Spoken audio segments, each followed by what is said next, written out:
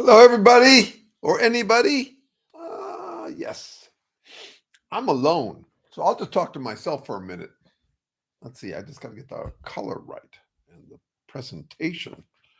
Looks matter. All right, someone's here besides me. I hope you can hear me. I think you can. Can you? Wait a second. Can you hear me? Uh-oh. Uh-oh. Test. Oh no, it's on. It's working. All right. Hello. Hello. It's been a productive week. I've had a good time. I recognize in myself that I'm addicted to two things. I'm addicted to having new ideas. They really matter to me. And if I feel like I'm not having new ideas, then I worry that my that I've arrived at my end times. Let me see if I can tilt this better. Okay. Um, and the other is audience. And I've had both this last week, which is good. There's four people here. Hello, Rob from Cincinnati, from Cleveland. Watched a wonderful documentary about a record company in Cincinnati. Got a little confused. I've been to both cities. There's something. Um, uh, and it was about King Records, which did this wonderful, interesting combination of things, running a whole lot of country music for years, and then running people like James Brown. It was fabulous. I don't know. You might like to see that. It's an unsung story. Anyway, so I'm addicted to having new ideas, and I'm also addicted to some audience. I mean, I feel it when I start to dry up. And this last week, I've had a combination of both across the spectrum. A lot of ideas in the sciences, a lot of ideas and new productivity around the political scene. I've now got 3 daily shorts going. I've got MAGA Mike, who I've had for a while, and he's going really well. And then I've got a new one, which is Words to Try on Trumpies. And it's interesting. MAGA Mike hasn't brought out that many MAGA people for me to deal with. But the Words to Try on Trumpies, that has brought them out. And it's fabulous because that's a way I can generate new ideas, is they come out all gangbusters and hot-headed and saying the usual stuff, you're a poopy butt kind of stuff. And I engage them and they run away. That's what happens. But I also, in the engaging, I learn new things to try out, both as MAGA Mike, because I get to be them. I get to mirror them back to themselves. But I also get ideas for how to talk to them. So that's been fun. I was with my 87-year-old friend yesterday. He's the guy who was largely responsible for all the windmills in California. He was the head of wind under Jerry Brown, our former governor. And he was saying, yeah, all my friends, including Jerry Brown, he talks to Jerry Brown all the time. They went to seminary together. They were both uh, uh, uh, Jesuit monks together years ago. And he says, yeah, we just don't know what to do. We don't know what to try next. So Jerry Brown is in that same situation. And I felt lucky that I've got something to do. It's therapeutic for me. It reminds me a little bit of what my dad said when he got cancer. He got it fairly young. He died of it at 59. He started to do the meditation that was popular during this time. He died in 87. And he described it as a votive act. He didn't think it would make a difference to his cancer. In fact, he said he didn't do much of what they recommended, which is meditating on your body somehow killing all these cancer cells or whatever. He did long division sums, but he said it was a votive act, which means it's a gesture that shows your earnestness, that you really would like to get rid of this cancer.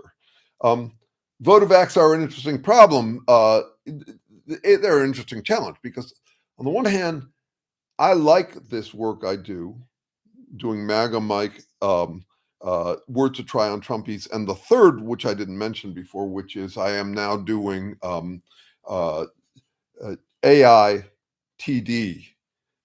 Tells it like it is. Trump tells it like it is. No, DT, sorry. Um, Trump tells it like it is. These are simply videos in which Trump is talking and he's saying what he's really doing.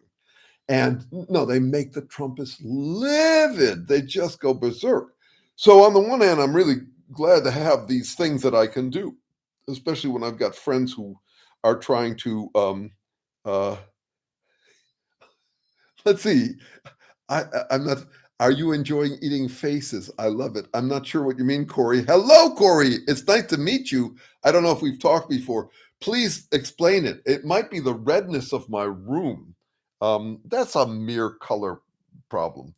Uh, I have a thing about Cheetos, though. If there's anything you take from our conversations, it's this.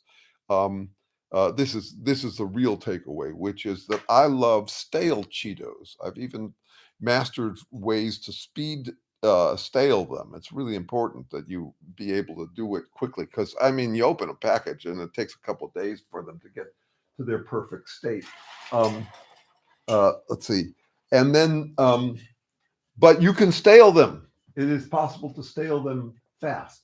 And the reason I like stale Cheetos is I'll leave that thing dangling. That's my green screen hanging above me. Um, uh, is that they're like jerky. Once you, I'm not a fan of the crunchiness. I like them a little stale. Is that your voice on the Dark Brandon videos? You know what? They did one. They did one voice. Yes, Corey. I was delighted. I was honored. I really like what they're doing. We somehow do better with animation. Uh, it's easier somehow to take it in. So they took one of my early videos where I played a Trumpist talking through what his emotions were, and they turned them into an animation. I wish that they would do that more, and for all I know, they are now. I mean, I'll go take a look to see whether they are, but that would be delightful. They have a huge audience. And they did a video a couple of weeks ago that I thought was just fabulous. It was long. It was a woman just talking, but she was describing the history of the Powell letter. I don't know if you know about the Powell letter. Um, uh, well, good. Well, good. I might have to go look at that. No, I loved it. Like I was saying, I love when there's audience, and I've had some, and that would be good news too. Good. I'd be delighted to see that. Meantime, it's great to hear from you, Corey, and anybody who's here. And now there are 10. Remember what we're doing here. I have ideas. Like I just said, it's my biggest addiction. I used to be addicted to sex, love, romance, dating, partnership, all that sort of stuff. I gave that up. I used to be addicted to playing gigs, or what I called figs, which are figments of gigs when you're playing for a small audience. The way I defined a fig was when the audience is less than twice the size of the band and your relatives count 50% and dancers count double. No, I was able to let them go because you got to have some good addictions. And I really love my addictions. My addiction to having new ideas and to having audience. I watched you before, Dark Brandon. It's definitely your voice or a likeness thereof. Good. I'm just delighted. I'll have to find it. Yeah, I'm glad to have this voice too. I had two polyp operations on my vocal cords in my 20s, and there was a sense that my voice might not work long term because of it, especially because you're supposed to be silent for a few weeks after the operation to remove polyps from your vocal cord. And I was a little sloppy about that. You know, I tend to talk. And in fact, I started a group at one point called Toastmasters Anonymous for people who admitted that they were addicted to talking. But anyway, no, my pipes work really well. I could lecture for 9 hours straight in school and then go play a gig where I sang without a microphone. I mean, the pipes, I don't know what they did. Maybe they put Teflon on my vocal cords when they did those surgeries. But no, it's nice to have a voice.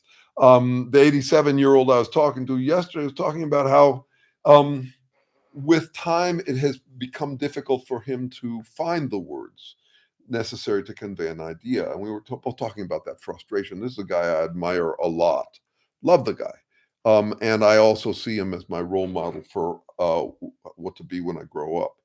I mean, he's 87 and he's handling it extremely well. I have other friends and acquaintances who are negative role models, how to not grow old gracefully. But I do assume there will come a time when I don't get much audience, there's and a time when I'm just taking careful notes for myself, and yeah, I would have some trouble if I lost my voice, if I lost a way to express myself. Had this conversation out with a good friend. She died a couple of years ago at 80. Um, we had talked maybe 6 months before she discovered that she had a fast-moving cancer. She was a Nobel Prize winner. She was the Nobel Prize winner in literature in 2020, and we were sitting there talking, and she said, "Yeah, if I lose my ability to speak, kill me." I said, "Yeah, yeah, but then you got to pick a day. I mean, to kill you. That's one thing. It's easy to say in the abstract. Let me go." Um, I do think there will come a time when I feel useless and should pull the plug. Um, and I think about that, and I talk to my daughter, who would have the she would have control over that. But it wouldn't be when I lose my ability to talk. It would be when I lose my ability to communicate. I have this funny relationship with my body. For most of my life, I've just treated it like the station wagon that carries around my feelings and my mind, my heart and mind. And at the same time, what is my heart and mind focused on? They're focused on what bodies are, what we actually are. So anyway, all of that. So those 3 daily votive acts. And what I wanted to say also about it is that I've long had a problem with um, therapeutic uh, social activism. So that's a votive act too. This is just basically an act of will. It's kind of like a ritual that shows you really want something to happen. But it first struck me when I was talking to a friend, actually a girlfriend, who said, "I want to make a difference. I want to feel like I make a difference." And I suddenly realized, oh, those are different. That you can get the feeling like you're making a difference without actually making a difference, and that's a problem. So once again, I think in stereo, I'm paying attention to the positive utility of votive acts, and at the same time, I'm looking at the ways in which they can be cheater moves. They can be moves that make you feel grand. I would say the Trumpists are stuck in that kind of behavior. It's just, they're doing this stuff that they think, that they feel. I try to remember to never use the word think about what they're doing. I don't think it's at that level. I think it's a feeling thing. And that comes out all the time in Magnificent Mike. I keep on having to explain people, Magnificent Mike, I am a PhD cult psychologist playing a Trumpist so clueless he doesn't realize he's exposing his emotives. It's a word I made up. I always make up these words when I don't find one. It's a useful word, and partly because it translates well. That is, you kind of know what we mean by an emotivation. It's in his emotional motivations, right? It's just a contraction. Um, uh, but they're really important. They're really important to my work. The motivated reasoning is a lot of what I'm paying attention to. Um, yeah, and that was even a topic yesterday when I met with this 87-year-old buddy. We were talking, and I mentioned something I've probably mentioned here before, goes without saying, but bears repeating, which is that philosophy is a weird term for what we do. He was a professional philosopher, this guy. He did the WIN projects, but he was also got a PhD in philosophy of science from Columbia University.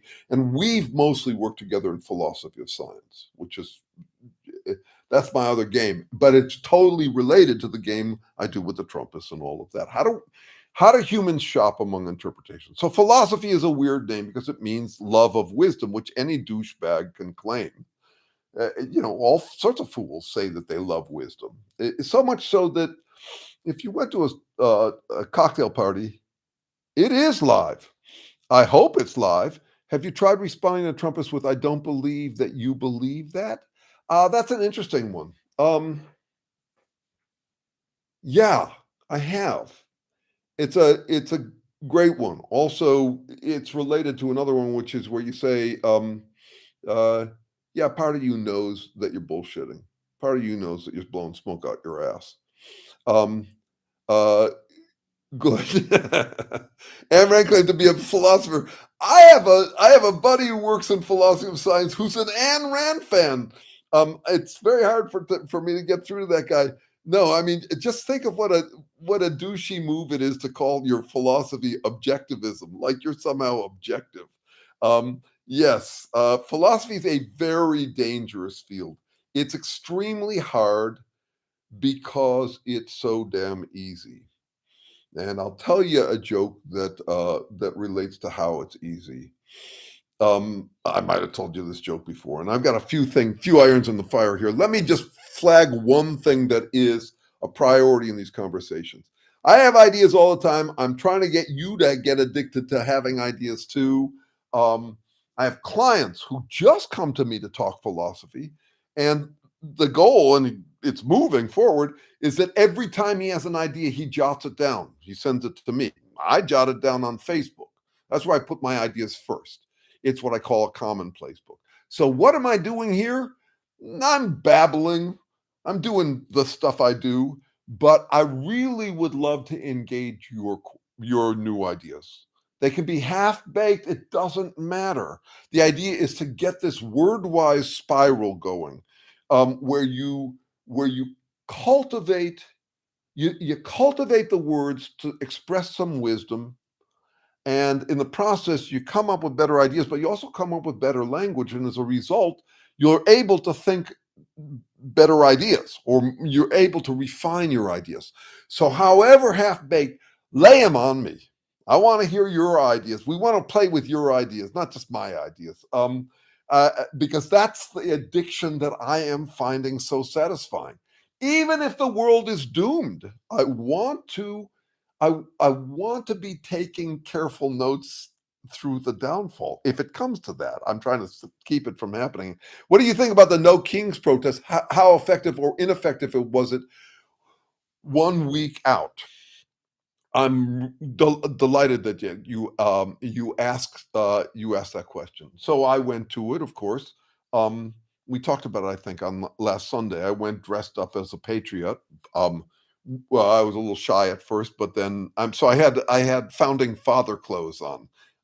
They're up on my YouTube page, and I'm sorry, on my Facebook page. Um, Here's the challenge as I see it.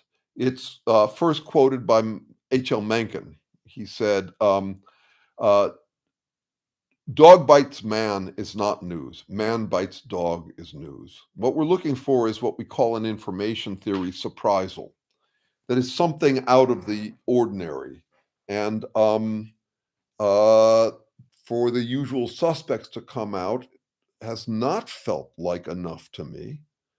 In a way, it felt like a useful votive act, but not that much leverage. If you look at the Powell memo and what the Trumpists have been doing systematically since about the 60s, what the oligarchy have been doing, they've been embedding themselves in the deepest bowels of, what do they call it?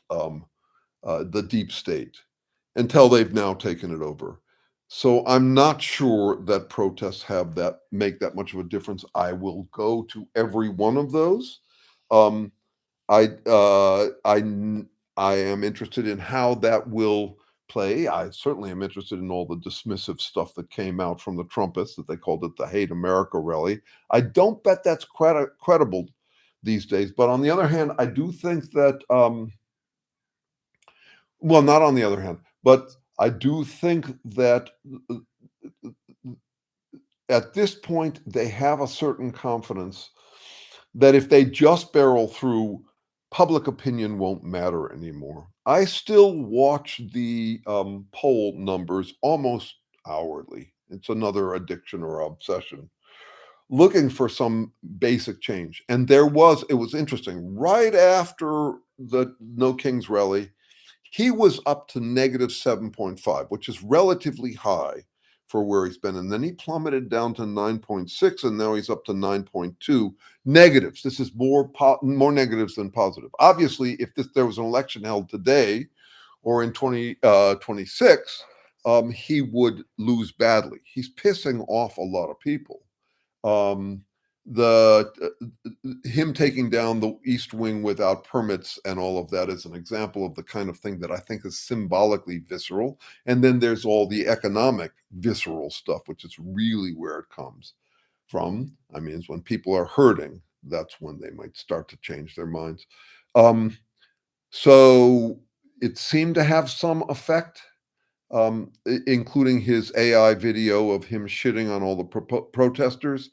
But it's obviously distressing how comfortable humans seem to be as the water boils like frogs. I mean, we don't jump out, and that's been a theme in the word to try on Trumpies. I'll see if I can pull it up here. Yeah, it's just a theme in how I'm talking to them. But practicing how you talk to Trumpies is really important, and because I see a lot of liberals and what they say to Trumpies, because I am MAGA Mike. I am MAGA Mike, and I'm trying to lay it right on the line so people can't tell if it's satire or not. I have to keep explaining it, but I'm not explaining it up front. I'm explaining it when someone says, "Is this real?" But I hear from liberals who assume it's real, and what they say is impotent. It's not going to work.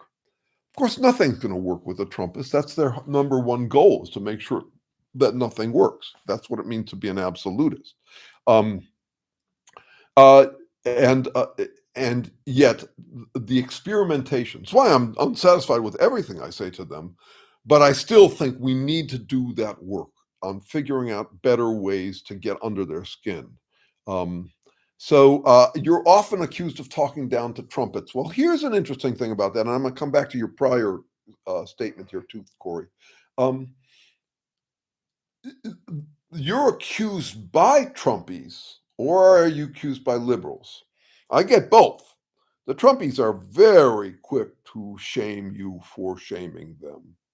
Um, uh, and um, and and so no, I don't take moral advice from total hypocrites like them. And so a lot of I mean, you're onto a very important point for me. I do not believe that kindness solves things. I think kindness can solve things, but kindness, from what I can tell, when we're talking about kindness or love or empathy or compassion or the golden rule, we're talking about accommodating people. And no, I do not believe that accommodating people is the answer. I do a lot of battle with liberals over this, the kind who say that love is the answer or kindness is the answer. And I do it at a fairly high level. I do it with, for example, the founder of Move On, who I take a walk with every week. And she tends to think that it's not a good idea to talk down to Trumpists. My version of the golden rule is whatever you do unto me is fair game for me to do unto you. I don't have to believe it. I need to know that it's a cheap trick, whatever they did unto me. But I feel perfectly entitled to use it on them. So if they talk down to me for talking down to them, they can fuck off. I'm not interested in their moral counsel. Um, I, uh, so there's something about being able to weather whatever they come at you with. In a way, it's a war of attrition that they always lose.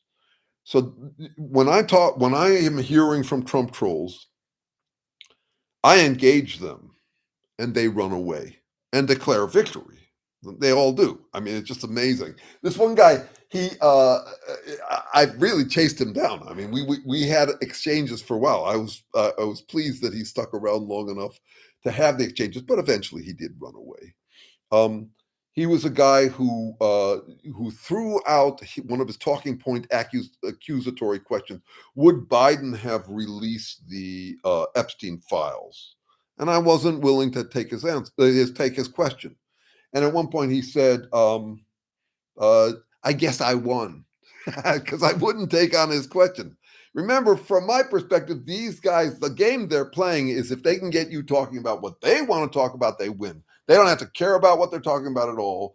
The whole question for them is whether they can lead you around by the nose. So it's really important to be able to just ignore their questions.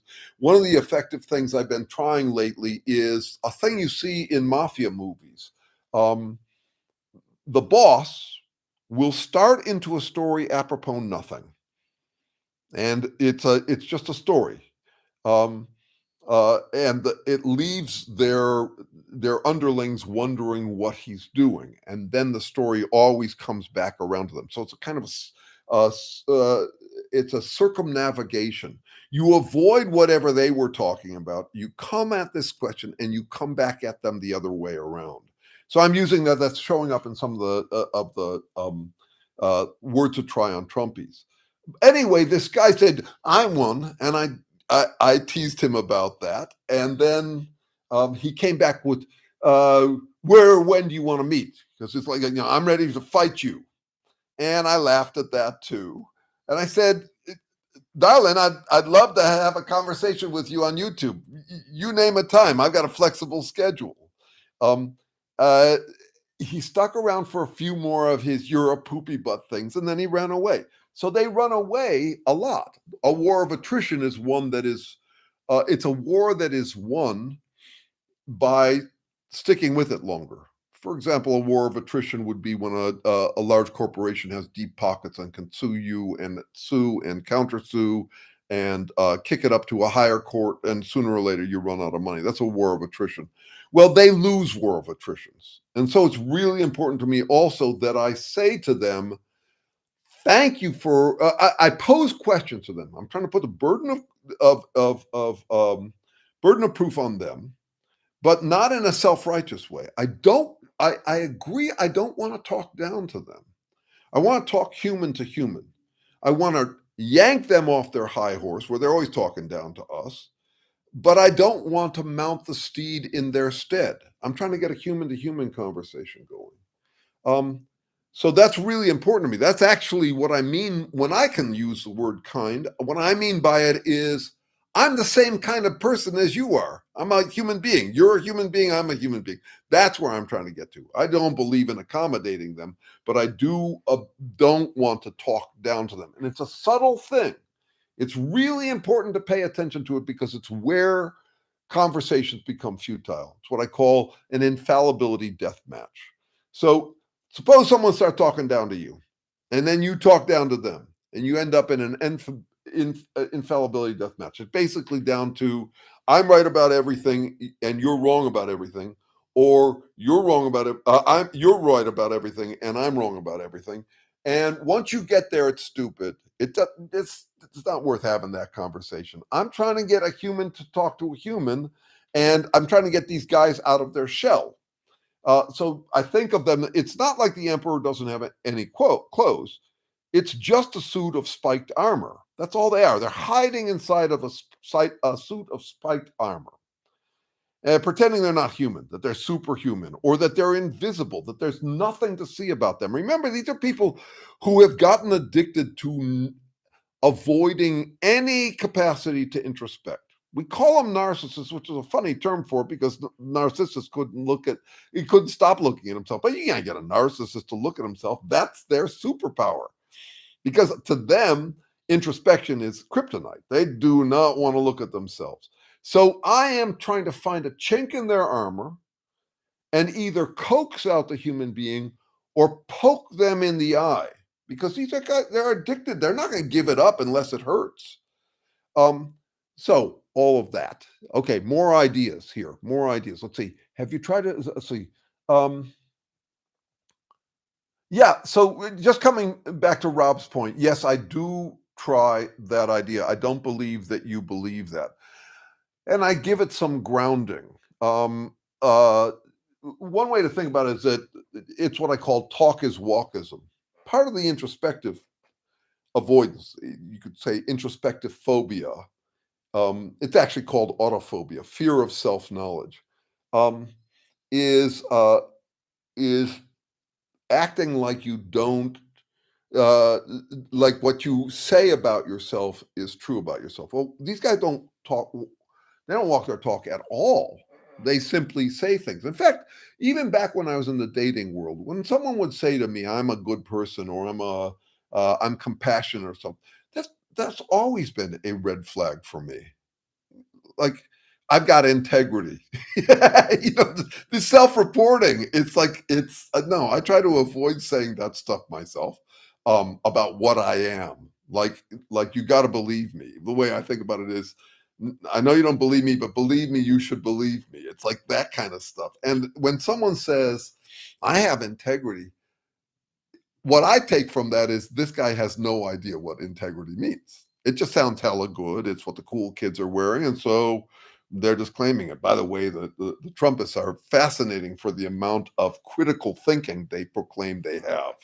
Um, uh, I even this last week was looking for a different word for it because I don't think critical quite nails it. And I did come up with one, but I forget what it was. Anyway, so I just wanted to say that. And then let's see. There was something that Corey said. I have ideas, but I suffer from encephalopathy. And currently I have a difficult time getting them from my brain to my mouth or hands. Yeah, that's kind of the challenge I was talking about earlier. And sorry to hear, it sounds this was what I was talking about with my 87-year-old friend who's getting to the point where he can't find the words. He says he'll start a sentence and then he'll be a loss for a word. Um, yeah, Corey, that's exactly what I'm talking about. Believe me, I have an excellent brain. That's great. That's great. Um, they do run when you ruin the fun of in their tug game. Yes, I totally agree. They run away. You're only 54. No, this is, I mean, good Lord. It sounds hard. It sounds really hard. And yet at the same time, I don't see you having trouble here. I do have a friend who's a psychiatrist who now relies a lot on AI because he's probably in his 80s. I don't know how old he is. But he relies on AI because it helps him get out words. Um, uh, how to deal with that becomes an interesting challenge because in some ways I'm grateful that he's got this prosthetic mouth. And on the other hand, I'm listening to AI when I listen to him. This is a new phenomena we're all dealing with. Uh, it's just, how to read AI. I've had a few people say to me, I asked AI how to respond to you, and this is what it said. Okay, but I don't have any reason to believe that that's what you said. Anyway, um, I would certainly be looking into that, Corey, if I was in that situation. And no, it must be hard as hell at 54 to have that problem. I've lived by my mouth. This also came up with my 87-year-old friend. Um, he knows this about me. He says I'm eristic. Eristic is a word from uh, uh, ancient Greek, and it means that I have an appetite for fighting. I love it. It's fun. Word fighting. I'm not physically a fighter, um, but word fighting, how you do verbal combat is fascinating to me. And I said, yeah, all life long. Part of this was my dear old dad. He was extremely verbal. He dazzled people with his verbal skills. Um, and I was extremely nonverbal growing up. I felt punked all the time. I have two older brothers and one younger brother. And there was a lot of verbal competition in the family, sibling rivalry. And I've even got a recording of my dad describing me as the runt of the family. I just had trouble putting the words out, but I am grateful for that experience. Some people don't have that kind of childhood, and I think that as a result, they haven't spent much time working on their words. But I dated above my pay grade. I'm not that handsome. And I think that women fell in love with through their ears. I mean, there were a few who fell in love through their ears, because I talk. And at this point, when a woman says, "Wow, you're so articulate. I'd love to be your partner," I say, you'd like it for maybe 2 weeks. I'm ultimately oppressive. You wouldn't want this much mouth around you as a partner.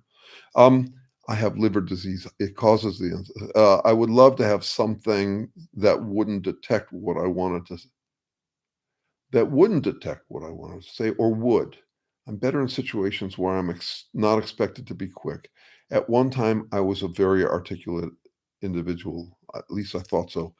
Sounds heartbreaking. Um, yeah, would is what I thought you meant. Sounds heartbreaking. You can live your whole life for something that only to have it taken away. It's a line from a song that I like by Brett somebody. Beautiful song. Brett Dennen. You can live. You can spend your whole life living for something just to have it taken away. It's kind of what it's all about. That's come up this week as well. Um, I should just say that one of my grounding approaches is that the question for all of us is how to throw all into life knowing that we'll be thrown out, how to invest knowing that we'll have to divest. I get this first from Ernest Becker, who wrote a book called The Denial of Death. It's also been turned into an area of research. Um, uh, an area of research. I'll get right to your question, and thank you for asking it. It's a great question. Um, Actually, if you could give me a little bit more clarity on what you mean by counter trolling. Um, do I troll liberals? Yeah, I do. I'm not a liberal. I'm a liberal conservative. I'm a libertarian socialist. I think we all are. We're all trying to figure out what to keep the same and what to change, what to loosen, what to tighten. We all have guesses about that stuff. But no, this is not a partisan thing. I'm I, I'm not I'm not paying attention to uh, Trump's lifestyle brand. I'd have the same response to Maduro down in Venezuela, or to a leftist, or to Stalin. This is about absolutism for me, and I am fascinated and troubled by how much happier people are um, pretending that the lifestyle brands are the issue. This did come up this week. I think. Let me see if I can find it here. See, I get to go to Facebook and look at the ideas I've had this last week. Um, it's just it's my commonplace book. It's my intellectual diary. That's how I treat it. When I get an idea, I grab it right away because they don't last, and then I write it down, and then I flesh it out. I turn it into a video or something like that. That's the word-wise spiral, and it's my favorite addiction ever. And it would be hard, Corey. It would be hard if I had to give up this addiction. And that's, I think, where I started here, is that I get scared when I haven't had ideas or can't put them into words. It's very rare that I can't put them into words these days. I'm not saying they're good words. I'm just saying that I find words that satisfy me. Um, let's see. Let's see. I'm still looking for this one. Um, the video worth seeing on Dark MAGA is from the Powell memo to Project 2025, the Rights 50-year plan. It's on the long side, but it is very important context. So see that if you can. This is the basic point I'm looking for. Stalin and Lenin and Stalin, even Trotsky. Well, Lenin and Stalin anyway. Let's just start with Lenin. Um, he was not a communist. By the time he got into power, he was like Trump. I mean, like immediately like Trump. Like he was going to take revenge on uh, all the kulaks, all the people who had all the middle income people, anybody who had been who had succeeded in Russia. It became a dictatorship instantly. Communism was never tried. Um, Hello, Michael. Good to see you, my friend. It was never tried. Uh, I suspect it can't be tried, nor do I think libertarianism could be tried. Um, the funny thing is that I am one of the few people, certainly one of the few people in America who's actually lived in communism. I did. 7 years on the commune. We weren't Soviet communists. We had nothing in common with them except that we did, quote, "From each according to their ability to each according to their need," but there was nothing socialist like that. We were commune in that we signed vows of poverty when we joined. We all worked our butts off. It was great for me. It was blue collar work. I mean, I was a refrigeration repairman for a year. I was a fire chief in rural America. Oh, I'll bring up this about the rural America part. This guy did tell me his vision. This is the guy who stuck around long enough, and he said, "Yeah, we rural, salt of the earth, blue collar people, we are the ones who provide all the services, and we've got the guns, and we're going to come to you." We're going to come to the cities and take over. And I said, and then what? And then what? What's your plan? I mean, is that as far as you've seen it? Because so far it sounds like a comic book story. Um, but no, and I also said to him, no, I was a rural fire chief in rural Tennessee for a while. You got nothing on me that way. Go fuck yourself. Anyway, communism, libertarianism cannot be tried. I think Michael's about to get to this. It's a pipeline to fascism because they share social Darwinism in common. Glad you brought up social Darwinism. I've spent some of this week reading biography of the founder of social Darwinism, Herbert Spencer. Fascinating story. Fascinating story. I was reading this amazing book. It's one of three by a guy named Robert Richards, in which he's exploring it's intellectual history, and he's exploring in this particular one I'm reading theories of human morality, rationality, and behavior before, during, and after Darwin.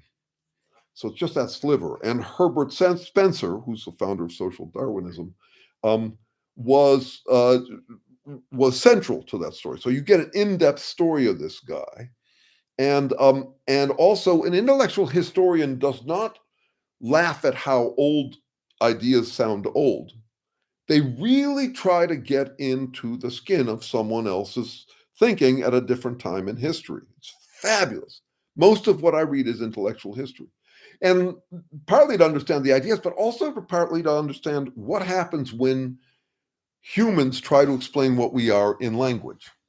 And one of the things that's most fascinating about those guys is they don't notice that they're doing it in language. They're trying to figure out, are animals rational, or how are we different from them?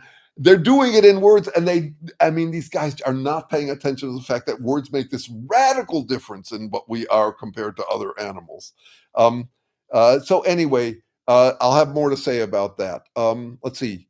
I'm a little backed up here. So I'll just say this about Herbert Spencer, since I just did all that introductory stuff about it. He was basically a communist at first. He thought he's interested in how evolution is how maybe ethics can be explained or justified by evolutionary theory. He's trying to understand, okay, so what if natural selection is what's operating? What is it driving towards? What's its goal? And his original idea, he pulled back from this a bit later in life. Hello, Azriel Crowley, was that it would bring about equality. He thought that social Darwinism would bring about equality. But it was a really wonderful thing because for a while I've been saying a simple, who is the kernel of truth? Obviously, I'm the kernel of truth. I mean, I'm feeding you beauties here, man. I'm joking. I'm joking. Hello, Snowy Owl. Okay, wait a second. Are these two separate people? We'll have to figure that out sometime. I'm wondering if Azrael Crowley and Snowy Owl are the same person. But howdy back, Snowy Owl. Nice to hear from you too. I'll also flag. We could do this in Zoom. We could do this we could do this where I actually get to hear your voices rather than just feeding you my beauties, my truth, my light, and the way. I would love that. If you ever want, just email me and we can start to have that conversation too.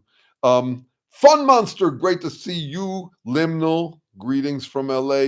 It's nice to have you here. Oh, I'm so backed up. Let me see, where are we here? Uh, I'm better in, let's see, so Jeremy, do you ever have, let's go back to Andrew Pandy, if you're still here. Counter trolling. I think I sort of talked to that. Here's,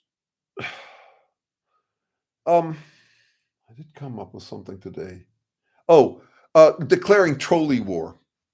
I love the concept of holy war. It's such a punk ass move. It's basically, uh, oh hell no, I'm not going to take any of this anymore. From now on, I'm holy. No deed too dirty for a saint like me. And anyone who disagrees with me is not even worth listening to. Total chump move. Um, and yet very convenient and very easy. So yeah, that's trolley war. But counter trolling, I'm not sure what you mean by that, but I will say this. I love arguments, and I love that I have wonderful friends to have arguments with. I love this line from Hume. Is it Hume? Yeah, I think it's Hume, who said, "Truth emerges from disagreement among friends." This gets me into trouble sometimes because I work in philosophy. I hang out with people who do this, where we are perfectly free to disagree with each other, and we're loving.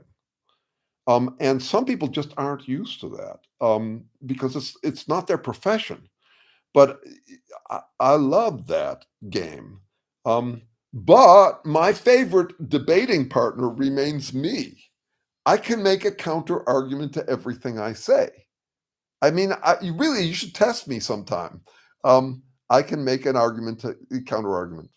Jeremy, you ignorant slut. Um, I can do it, and in depth.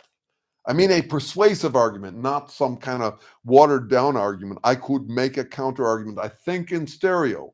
I'm thinking about opposites all the time. I live in the tensions. I think that dilemmas are much more fundamental than principles. I think of principles, like moral principles, as as impotent antidotes or impotent, yeah, antibodies rushing to close unclosable wounds. That's how I think about it. And so another interest for me these days is how you get comfortable with that. Because the more natural comfort, I'll come back to philosophy on this, is the pat answer. And I'm trying to keep them wide open. I had a really interesting experience around this yesterday. Um, I find that I suffer, this is just a couplet I wrote. I find that I suffer bouts of indigestion where others have pat answers where I have got a question. Um, that's where I've gotten to. But how do you get to that place? Because most people have indigestion around questions.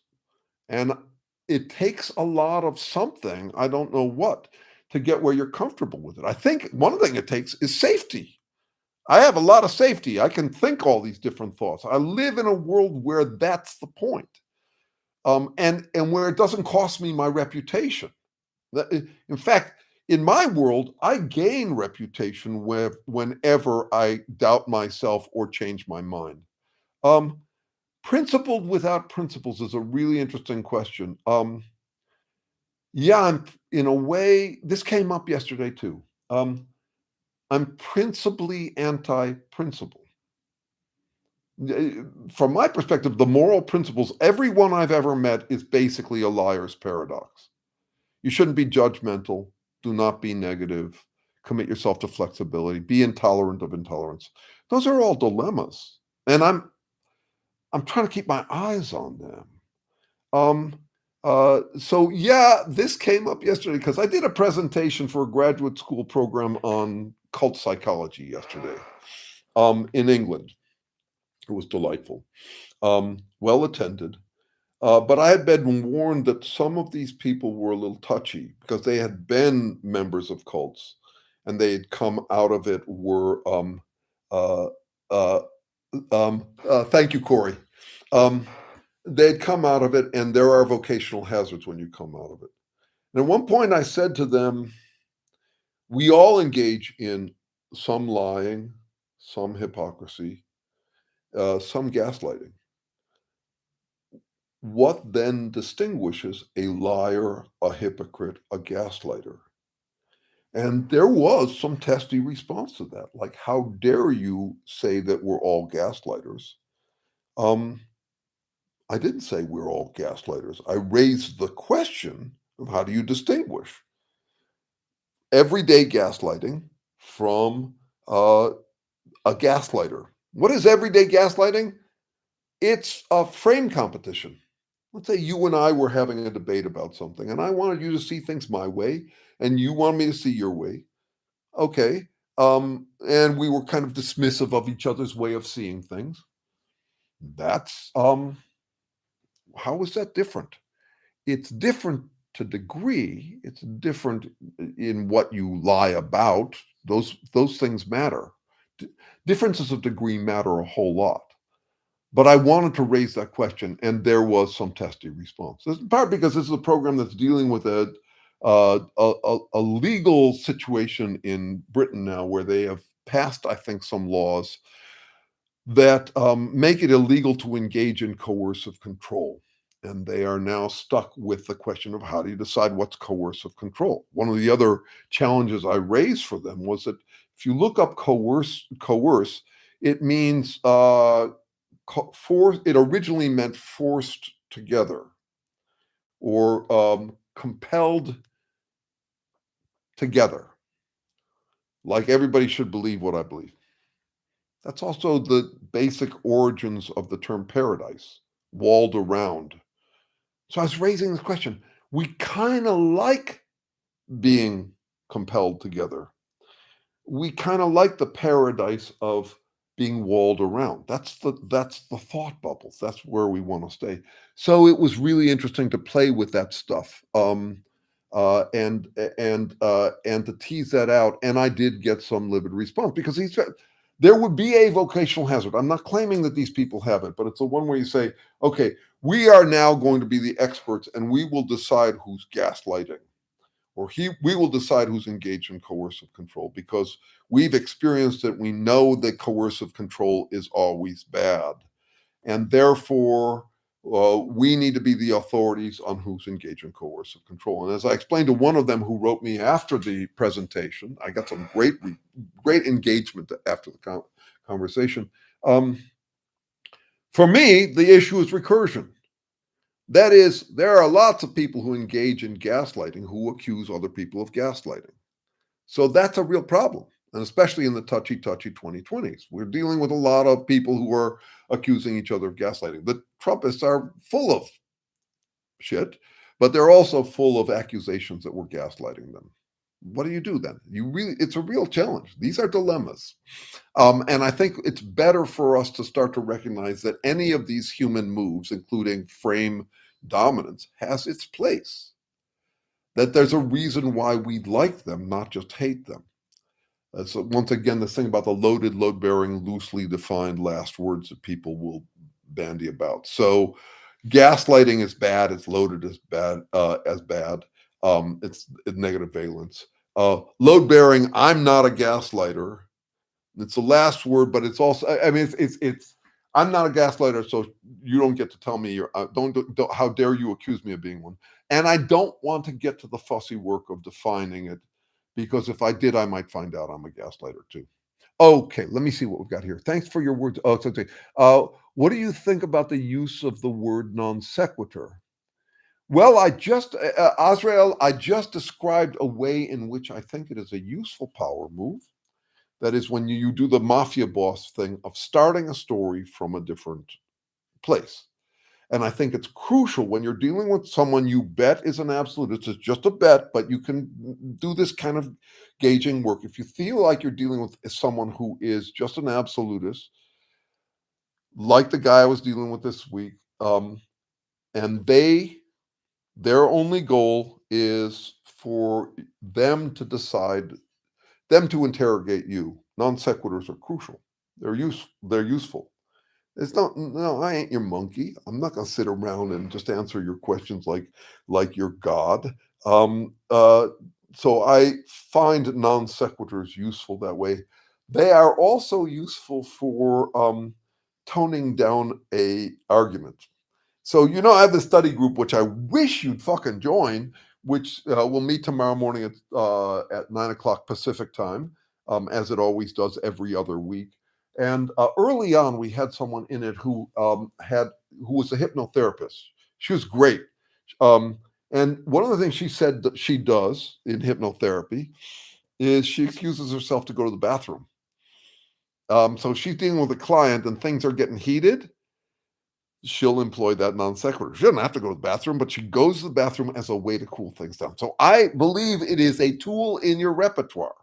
Now, I also think that the Trumpists are all about non sequiturs. The guy who responded to me with his question about whether Biden would release the files, he was employing a non sequitur with me. So if you're eristic, if you start to figure out a way to have fun arguing with people, playful, serious play, loving and vicious.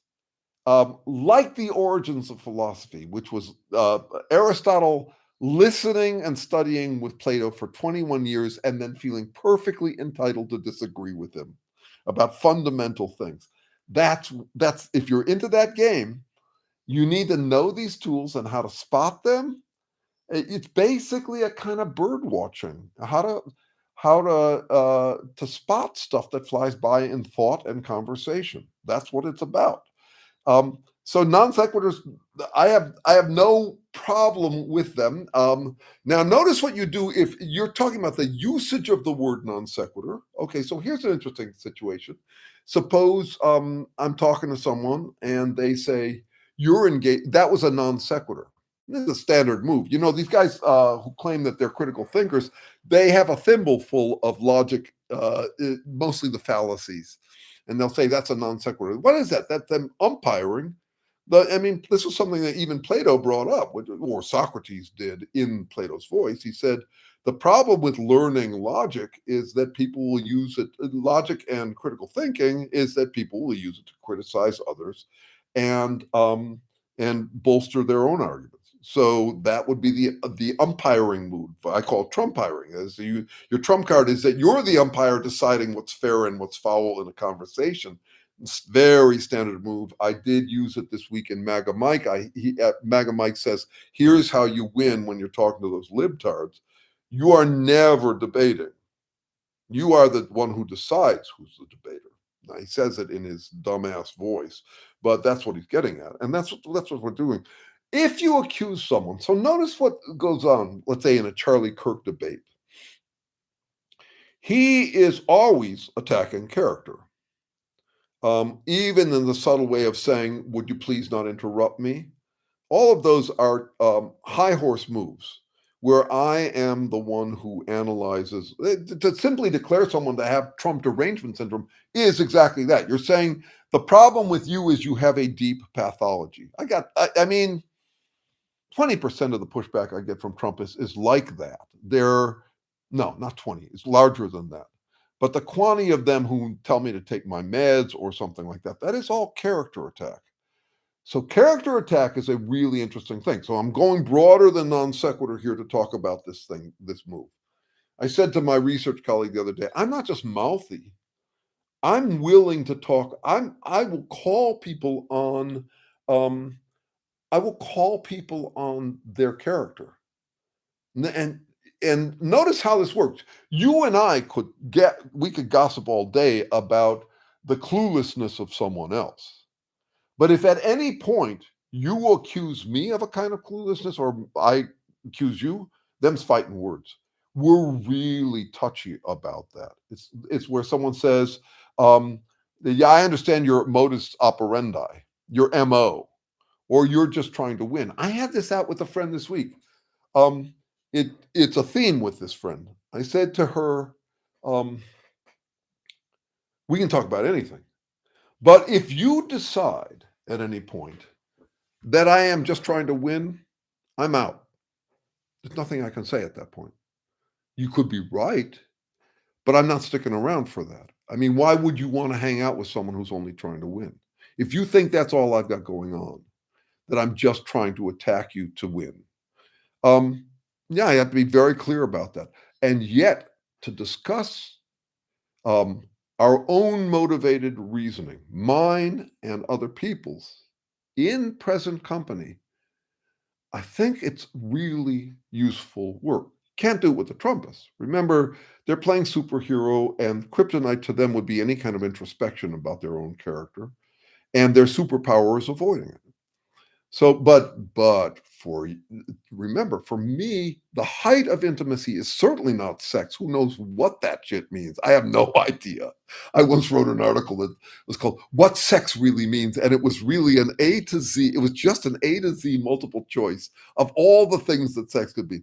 The height of intimacy for me is you and me laughing at and with each other about being stuck in the human predicament. So my best friends are good at that. You guys, I think, are good at that. Though I haven't even seen your faces yet. But anyway, that's to me the height of intimacy. In fact, I think that sex makes that hard. Um, I mean, I actually think I can get more laughing at and with each other in friendship. I think that friendship tends to be more intimate. Uh, let's see. Let's see. All right, all right. Let's see where we got to.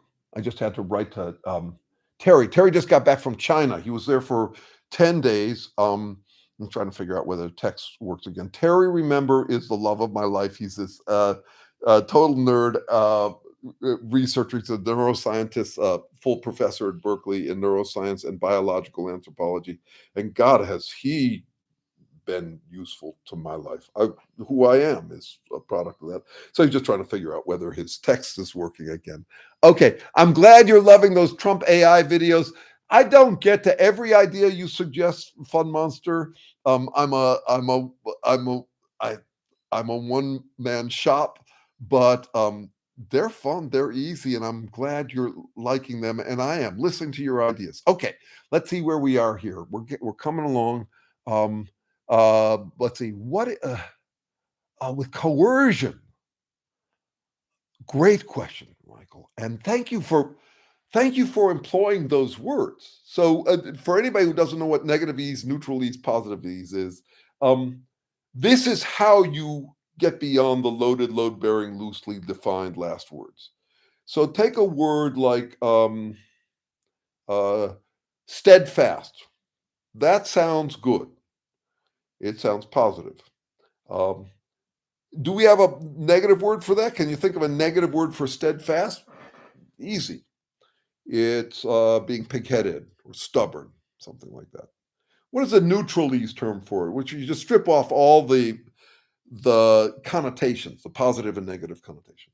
It means sticking with something that you have been sticking with something, is basically what it means. You can do this to all these words. Here's an interesting one. I think that love and addiction are the same. They point to the same behavior. And in neutralese, I would define it as good. Andrew's got it. Stubborn's a classic example. Um, uh, uh, so the neutralese way to talk about love addiction or addiction is doing dedicated work to maintain something that you depend on existing. Or maintaining access to it in the case. But to me, the only difference I've ever been able to find between love and addiction is whether you think it'll turn out well. If you think your friend's partnership is going to turn out well, you call it love.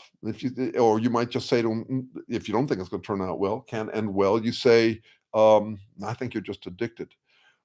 In both cases, you're doing dedicated work to maintain something that um, uh, you depend on existing. And both of those are constraint based. Remember, I think in terms of constraint. So, of all the things I could do, I constrain myself to the dedicated work that maintains access to something I depend on existing.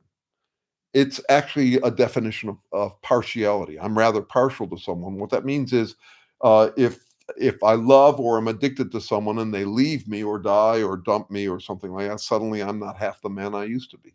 That's what it comes down to.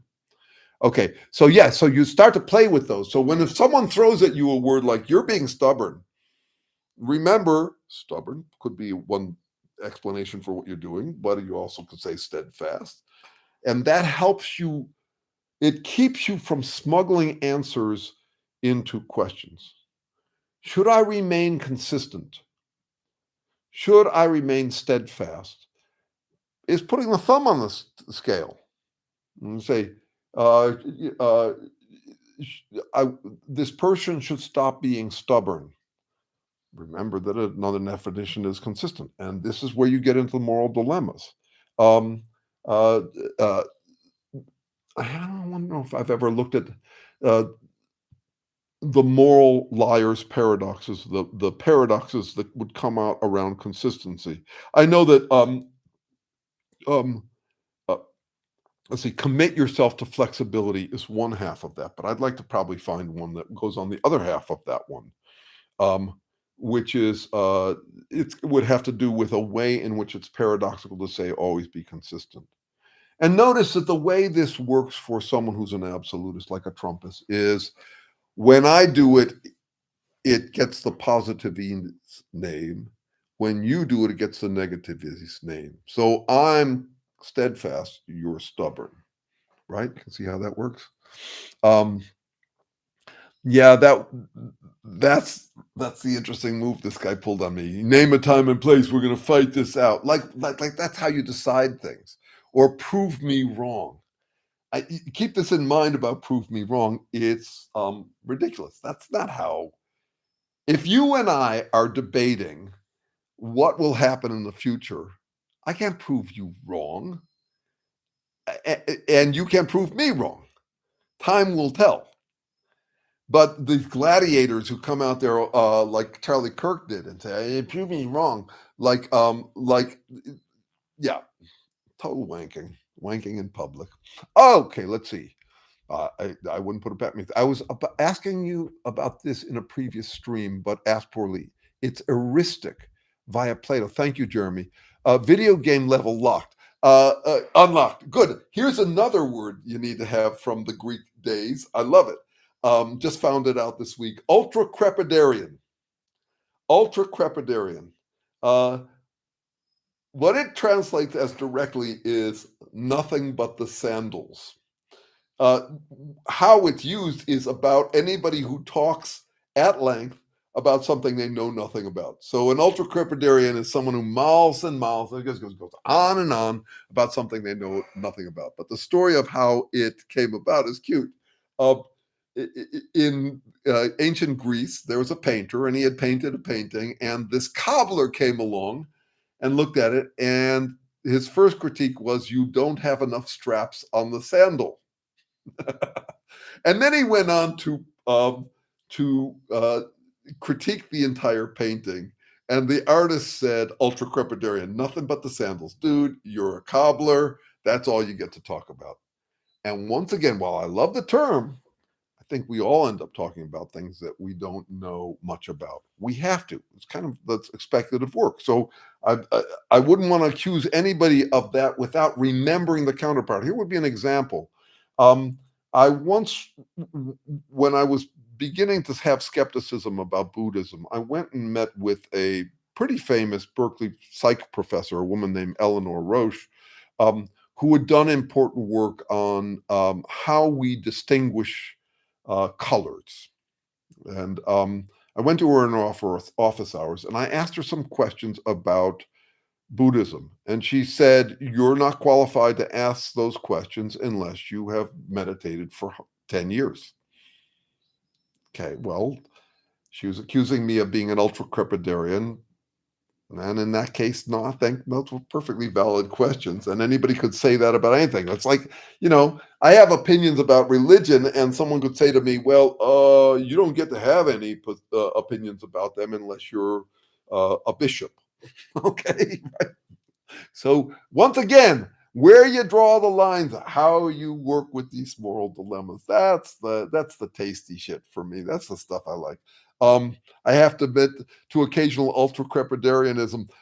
Me too. I think I mentioned this earlier.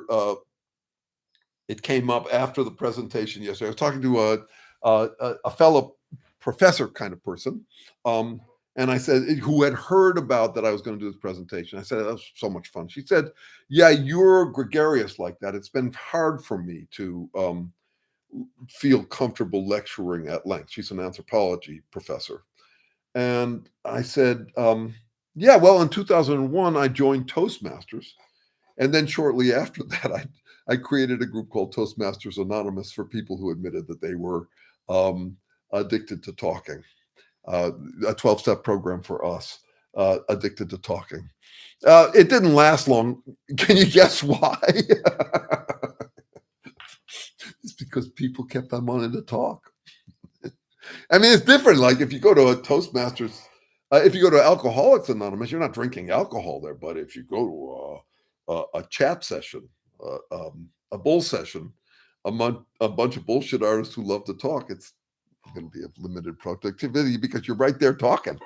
Anyway, it feels like we are now in an attention economy. We are both the miner and the mine. Yes, that is certainly true from my perspective, Rob. And I was thinking yesterday as I was reading this intellectual history, I was thinking about how religion changed under that influence.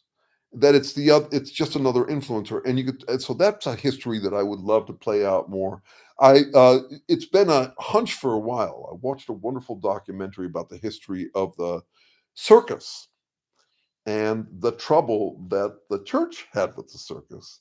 Um, so it's competing now in this attention economy, the world of attentionomics. And they aren't used to other things having that kind of attention. So what you've got is the circus is a loose, more realistic fantasy based in nature. You got elephants there, you got scantily clad women, all that stuff's dazzling. Until then, what do you have? You have preachers and their rhetoric, and you got stained glass windows or whatever. And so, no, of course, thered be some competition. And then if you think about, okay, so how has that played out now? And you think about the evangelical churches and the kind of dazzle they get into. This is like the righteous gemstone sort of stuff, or any of the evangelical churches and the mega churches and all of that. They're playing in that world. And as I'm reading these old guys who are struggling with religion, it's a different flavor of religion. Yes, it was full of the same kind of self-gratifying self-comfort. You're watching scientists who are struggling with their own relationship with religion, not just that in earlier times you couldn't even dare to say some of these scientific things, but we're talking about in the 1880s, 1870s, where the church comes down hard and declares once again, as they did in Luther's time, that the Pope is infallible. So you got all that going on, but in the meantime, you've got people who are getting comfort out of religion, and they're trying to see the moral value in it, whereas these days it's really hard to find the moral value in the church. Some people do. I don't. I don't find that much. I don't think that Jesus was very morally wise. Um, I don't think he was dealing with the tough judgment calls. As I mentioned before, when I talk to a religious person, I'll often ask them the same question I ask mindfulness people. A parallel question for the religious people, the Christians. I'll ask, did Jesus love everyone, or did he love the right people? And invariably, they're stumped by the question, like it's the first time they're being asked it. And one guy a couple of weeks ago said to me, well, he loved the prostitutes. I said, yeah, I still don't know whether that answers the question. He agreed. It didn't answer the question because he might have loved the prostitutes because he's indiscriminate and loved everyone, or because they were the right people to love. The equivalent question in mindfulness is, are you paying attention to everything, or are you paying attention to the right things? Another question that stumps them. Okay. Hey, talking brought me here. Amen. May we all use our voices and our minds attached to them. I don't know if you know the Mose Allison song, your mind is on vacation and your mouth is working overtime. That's what you get from Trumpies. Okay. And not just them.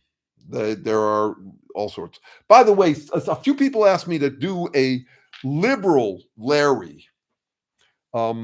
A MAGA equivalent on the liberal side, and I have, and I start to record some because once again, it's not a lifestyle thing. Um, it's a little harder for me to do. I am worried about losing audience. This is always an issue for me, which is that I'm still playing in the attentionomics demand for what I call scornography. That is, since they're so dumb, it proves I'm smart. Um, uh, um, what I call exempt by contempt. Trumpies are such assholes, or since religious people are such um, know-it-all fools, it proves I'm a saint. I'm smart, I'm wise, all of that. Scornography is the pornographic satisfaction of gossip about other people's cluelessness. And so I probably would lose some audience if I put on. I've bought the stuff. I've got a love is the answer kind of hat, and I've got a love solves everything kind of t-shirt, and it wouldn't be hard for me to pull off a liberal. But I'm still. I haven't published it yet, and I have yet to figure out. I also haven't quite found the voice. So finding the voice for the Trumpy was easy somehow. I mean, it's disconcertingly easy for me to play a total dumbass. It's kind of fun. Part of that is because I don't have to worry about ums and ahs. They're actually part of the act. And looking off into the sky. Good, Kyle. I'll work on that. We'll have to figure that out. Yeah, thank you. Thank you for the move in that direction. The guy who first said it to me, he said, "Yeah, so we can be centrists, so we can move people towards the center." And I wrote back to him and said, I'm not a centrist, I'm a tensionist. I'm looking for a better term than that. But it's this thing I've been talking about, which is you're looking at opposite sides of things.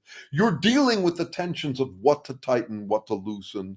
When is loosening something a good idea? When is it a bad idea? That kind of thing. People will talk about it as balance.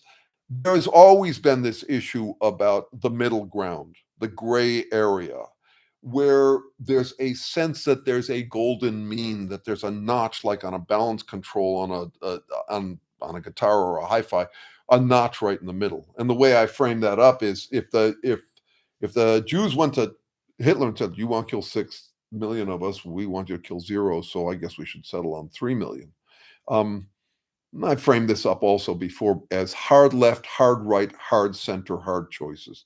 Hard left is love is the answer, and then you get bitch slapped, and you say no, toughness is the answer. That's hard right, and then you say tough love is the answer because that's hard center, and then you realize no, tough love is a question. When to be tough, when to be loving, how to balance those things, how to not balance, how to walk the tightrope and not fall off on either side, how to ride the winding road of life with attention to the perils on either side. Too loving, too tough for the situation. In fact, my definition of equanimity, the equanimity that I cultivate and pursue, is to be equally wary of excesses in opposite sides. Am I being too assertive or not assertive enough for the situation?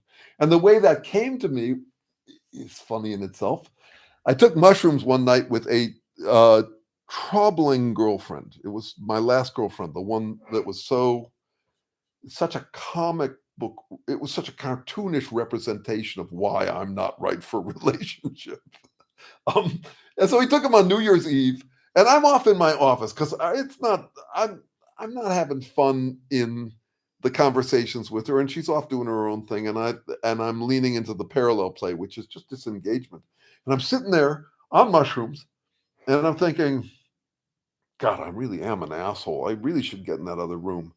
And then I get into this place of, no, I shouldn't be. I should be doing what I'm doing. And to see myself oscillating between these and saying, that's equanimity. To be equally wary is my kind of equanimity. To be okay with not being okay because you are always watching out for excesses in any way. Okay, let's see what we got. A hunter goes out into the jungle. He finds himself a dry talking human skull. The hunter asks the skull, tell me what brought you here. Let's see, I'm not sure. Let's see, I recommend you listen to the song okay, I will take a look at that song. I will do that. I'm interested in seeing that. I love a great topic. Okay, I got that from Kyle. Thank you for that. Steel manning is a good way to get insight. Yes, I find it very useful. And even to me, just mention this, we're winding down soon, but I was fascinated in what they called civic humanism, civic humanism in the Renaissance. Uh, this is a little bit of an apocryphal distortion of the story, but it's basically that Florence was under attack from Milan. This is when there were those city-states, which lasted into the late 1800s in Italy. Where a prince ruled things, and you had warring between them. And then the Prince of Milan died of the plague. And Florence sighed a sigh of relief and decided that they needed to instate that their citizens weren't prepared enough. And I brought this up with Robert Wright because I think we're suffering the same problem too. What was it? Well, a big part of it was that they brought back something called the trivium. The trivium is the study of three basic subjects that they considered the most basic. There was also the quadrivium, which was more like sciencey stuff, like astronomy and stuff like math. But the trivium was rhetoric, logic, and grammar. And I thought, wow, and what are we talking about here? They had the insight to say, we need people to be better at rhetoric. They need to be able to spin an argument better and to unspin it through logic or critical thinking. So I've written about the novum trivium that we need now, which is basically how to spin, how to unspin, and how to do both even-handedly. So steel manning other people's arguments and straw manning your own, but not as a parody of your own, because that's just a defensive move.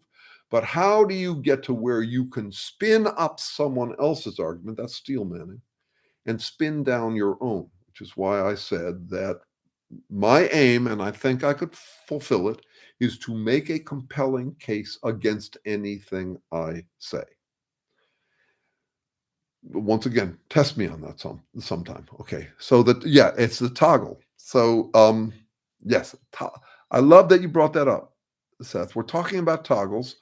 Notice this also. You got toggles and you got slider controls. Kyle would know all about this because he's a man who works in audio engineering. The relationship between them is interesting and goes way back. How it goes way back is its own complicated biological story. But here's an example of it. Neuroelectronics, neuroelectric is actually it's slider control. There's more or less. But neurochemical release, neurotransmitters, is binary. It's either on or off. So you got a lot of this. And one of the things I'm reading, these guys who were working it out yesterday, they're thinking about animal consciousness as if they have a categorical distinction. These are people in the mid to late 1800s, and they're saying, okay, well, if an animal has if an animal always moves towards food of a sort, it's got a concept, it's got a goal in mind. And they're thinking about it the way we think about words. Because words and any kind of symbolic process of interpretation is discrete, meaning that it is more toggle-like. Words make us able to think in those abstractions, on or off, stubborn or not stubborn, gaslighting or not gaslighting. That is not how it works in biology. In biology, it's threshold effects. If you think about the bacterium that moves up a glucose gradient, it's more glucose on this side. That is, it moves towards sugar. It's because there's a kind of a threshold effect when the difference between the sugar on one side of it and the sugar on the other side of it.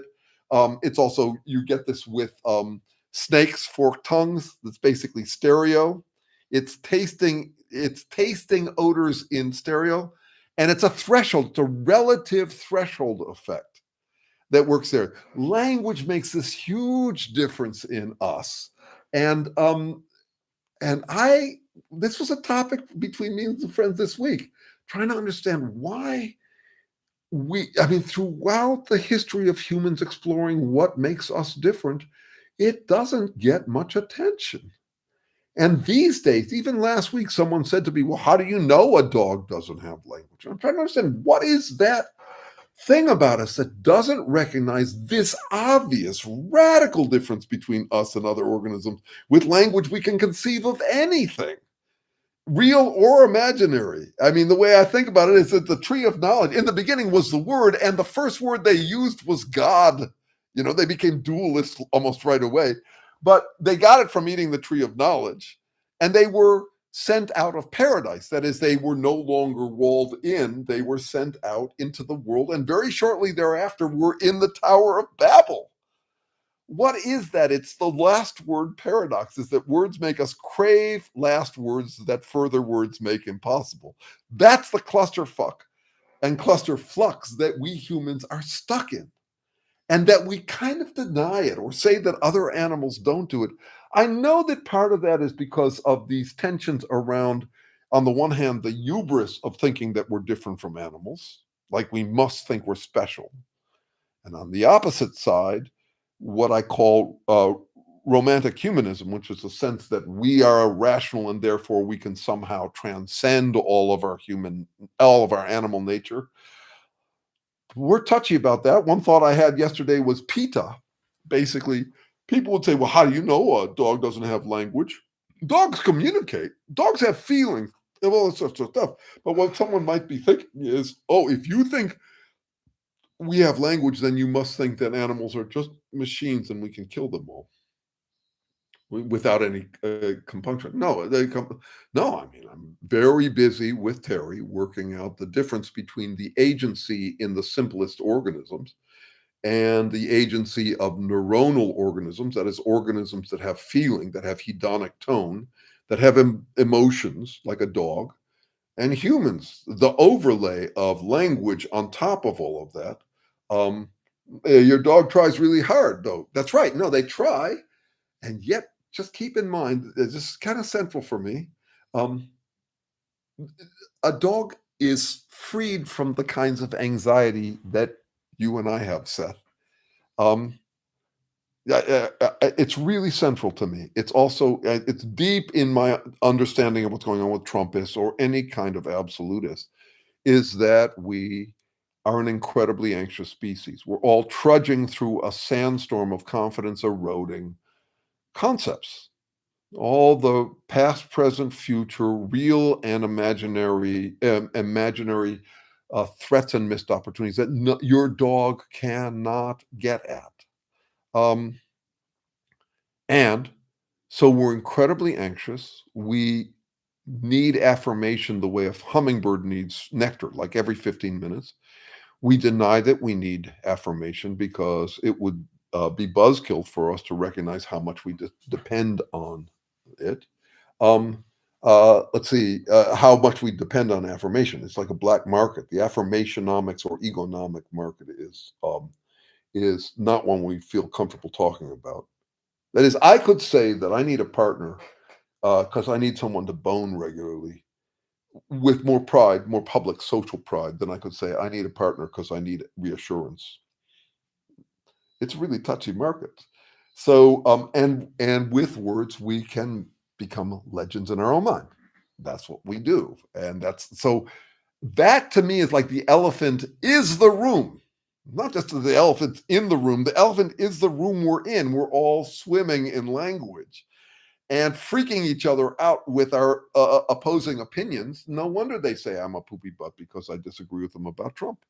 Okay, let's see. I watched a documentary about the guy that, the biggest issue when talking to someone is the slippery slope they go down once you say one thing. I think that relates. John Lilly, I think, was his name. Look up the documentary. The Dolphin House. Yes. So I like Human, Not He-Man. That's good. I like that. John Lilly, he was local in Marin here. I never met him, but I met a bunch of people who knew him. And yeah, we're talking about their intelligence. We're talking about their communication. But I think that it's still not language. Because language is something different. It's socially maintained tokens, arbitrary tokens that don't look like or point physically to something. So the word dog doesn't look like a dog, and it's not the same as a bark. A bark is an indexical symbol. So what we have is you grow up, we're all parasitic on a society that maintains a language, and we learn 20 to 30,000 words over the course of our childhoods, and we can mix them and match them to imagine any kind of concept. So I don't think that's going on in the dolphin world, and I don't think dolphins are lesser because of it. That's the point. He was doing the LSD and floating and sensory deprivation. Yeah, that's exactly John Lilly. That's exactly right. Elephant is the room. Yes, I say that often. This is what I try to do: is when I have an idea, I try to turn it into, well, I simply turn it into a, a buzzword. They're my thinker toys. Early concept for me was to name it is to tame it. And I see that also in stereo. That is, I can, uh, I can neutralize something. Oh, you're just projecting. It's an example of name it to tame it in a dangerous way. Um, but it it's how I think, is through these phrases and terms. It's why there's a kind of, yeah, I'll just end with this. Early on, I figured out there were three things that were working for me. It was pattern sensuality. It's fun to find the patterns. I love to lick the contours, the general contours of patterns, thoughts, and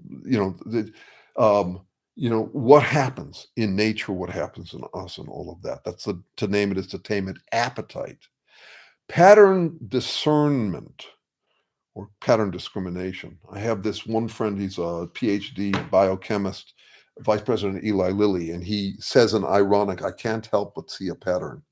Yeah, there are all sorts of patterns we can see. Half of them are bogus. Um, and then pattern fluency. So the reason I can talk like this without any preparation is just that I got a kind of pattern fluency. My pattern could be full of shit. Like I said, I can make a counter argument to everything I say. I really think I can.